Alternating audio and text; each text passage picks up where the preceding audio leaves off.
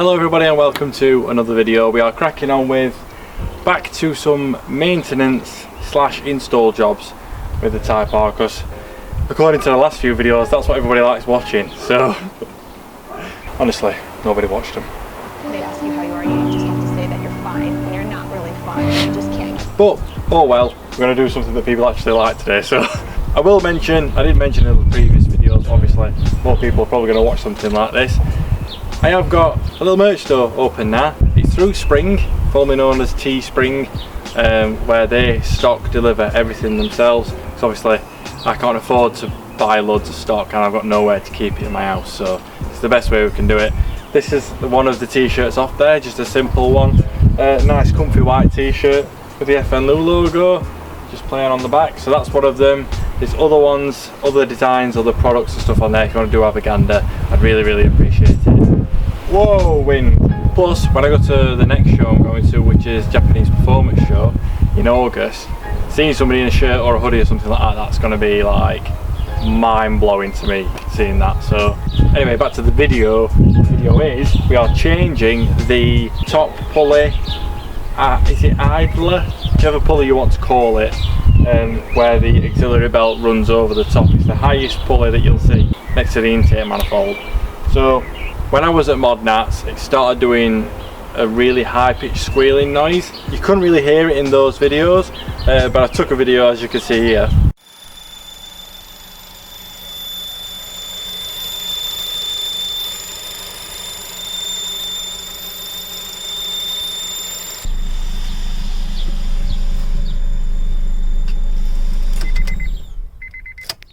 Obviously that sounds horrific.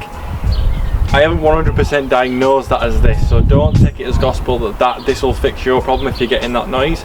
But this pulley is already a second-hand one that a friend Lee actually let me have, because the original one just like crapped itself before going on track at MIMS last year. So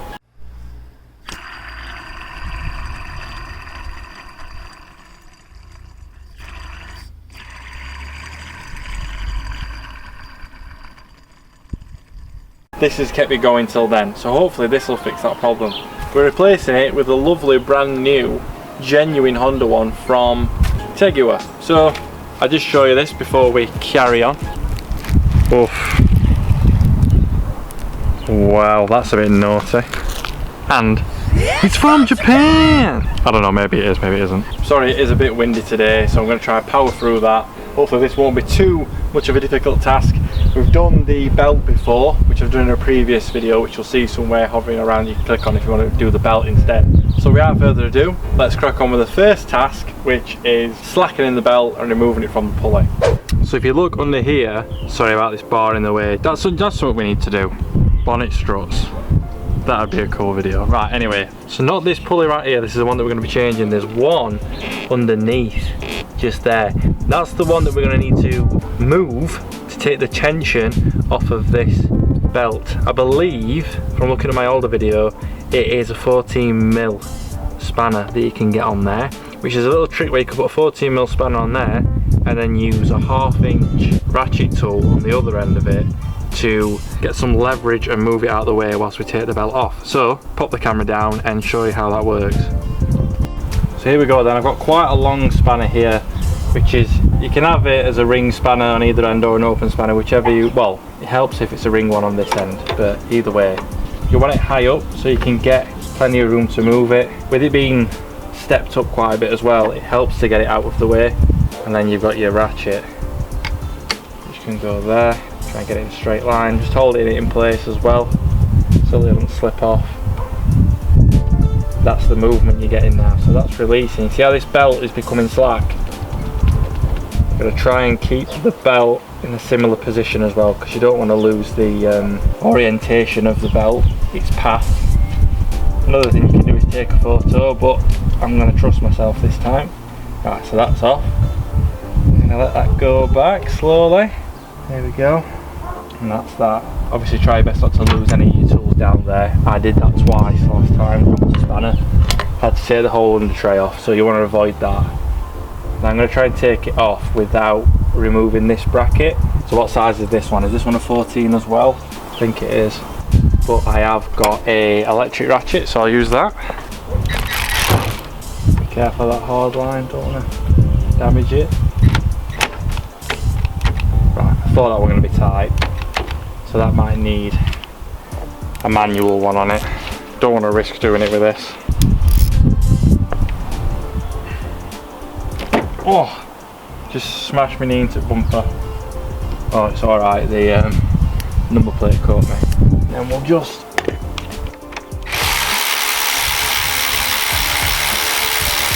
quite a long bolt. That's quite a long bolt.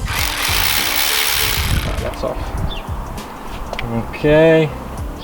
Right, so that's that off of there. So let's do a quick comparison of the pulleys as well. So this is the old one that's just come off. That's the fresh one that's going on. Obviously you can see the difference in lifespan and corrosion. I will be honest, I was spinning this one before I took it off. Didn't sound that bad. So this might not be the problem to the sound that you've heard at the beginning of this video. But as you can see, it's not going to do any harm chucking this one on instead. I suppose we'll keep this in case of emergencies. So then that nice fresh one is just going to sit here where it was before. Look at that, look how bright that is, flipping heck. Can you imagine if all this hardware, like all these metal components were just like that? Oh, it looks so clean. Just pop this back in. Also, you want to make sure you pop it on the right way. So the way I've remembered it is the bit with this like fat lip that's here goes in towards the engine, and the smaller one goes on the outside. So it just sits on there like that. Do I need to use this ratchet for this? No. Am I doing it because it's fun? Probably. Okay, so what I'm also going to do is I'm going to torque this up. A lot of stuff you don't have to torque up, but for me, for peace of mind, anything that's engine or auxiliary related, I like to try and find out on the internet what the torque spec is for that, so that's what I'm doing. From looking at what other people are saying, I've seen between like 40-41 Newton meter. Foot-pounds, not Newton meter. Yeah, it is 40 foot-pounds, so that's what we're going for. Which ain't too much. There we go. So that now shouldn't shift anywhere. Back on it again with the tensioner pulley, which this time you want to be starting further down, and you're going to need to pop your ratchet in the opposite direction as well. I'm talking absolute horse, absolute garbage. Of course you do it the same bloody way. Wow. It's not like you're loosening it off and tightening it up. The tensioner cup moves the same way every time. Wow. Just shoot me now. I'm so embarrassed. There we go. And she's on. It's always good as well if you get a little torch and have a look down here, make sure that none of the grooves have slipped out of any of the other pulleys. The last thing you want to do is it start up, it fall off or start shredding, and then you're back to square one. So now that's on and all torqued up, let's start it up, give it a bit of time, and see if the noise starts up again. 50-50, I'm concerned it's still going to be there, so we'll see. So then guys, I think we might have cracked it. It's been running for like 10 to 15 minutes now. All you can hear is the noisy injectors, which you always can on these. No loud hissing, no high pitch whistling sounds. I've been revving it a little bit, it's been absolutely fine. When it would previously, with the other one on, it would have started squealing by now. So I'm gonna count that as a win. If I do by chance go for a drive and find out that that's not the thing that solved the issue, I'll pop it in the comment section below, so you guys have an updated opinion on it after the car's been driven. But I'm not driving it at the minute because if you have a listen here, not that noise, that's a drill, but this noise here, that is because where my mid resonator is there's a heat shield above it and it's dropped down, which is a common fault on these. So I'll do another video on seeing if we can correct that basically and sort it out. But yeah, oh, 1 minute. You are joking.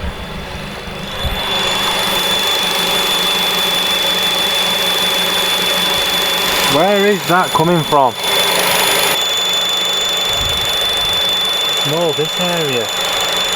Ah, oh, bloody hell. Well, at least we changed the old pulley.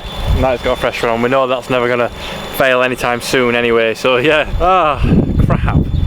I'll end the video here, guys. Thank you all so much for watching. I'm going to stop that noise because it's horrific.